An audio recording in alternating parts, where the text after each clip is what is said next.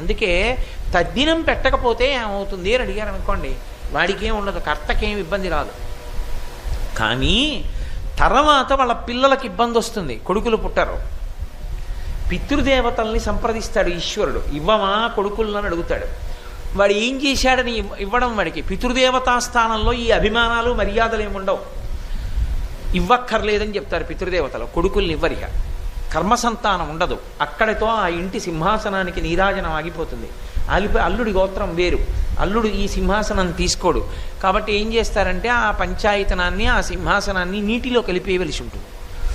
ఆ స్థితి రాకూడదు అంటే, కొడుకు ఉండాలి అంటే పితృదేవతల యొక్క అనుగ్రహం ఉండాలి. పితృదేవతల యొక్క అనుగ్రహము దేనికి కలుగుతుంది? శ్రాద్ధ కర్మ చేత. శ్రాద్ధ కర్మ అన్న మాటకు అర్థం ఏంటంటే శ్రద్ధతో చేయున్నది.